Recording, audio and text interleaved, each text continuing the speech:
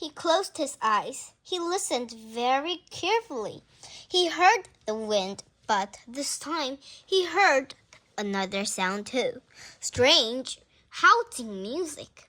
Oh, cried Annie. Jack opened his eyes. Staring down at them was a figure wearing reindeer, Arthur, and an owl mask.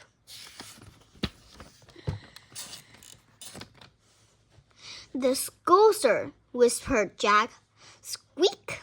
Peanut appeared down at them too. Chapter 7. The Sausage Gift. The sausage didn't speak. He stared through the eye holes of the owl mask. Help us, please, said Annie. The sulker threw a rope into the pit. Jack grabbed it. He wants to pull us up, Annie said. Jack looked up. The skulker was gone. Where did he go? Jack said. Tie on the rope, said Annie. Jack tugged the rope, tightening. It began wrestling. I'll go first, said Annie, cheerfully.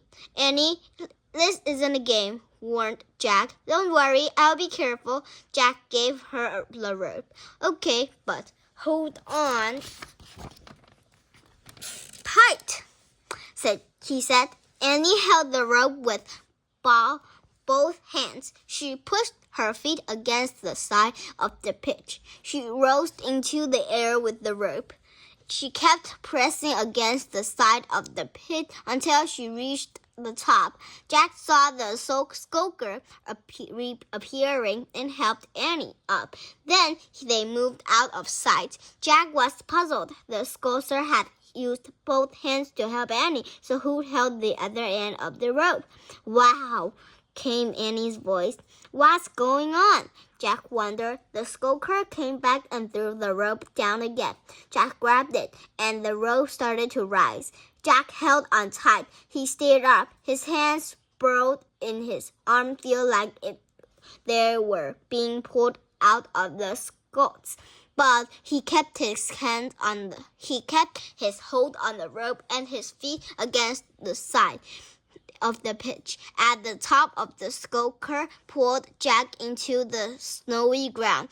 Thanks, said Jack. Standing, the sucker was tall. He wore a long furry bow.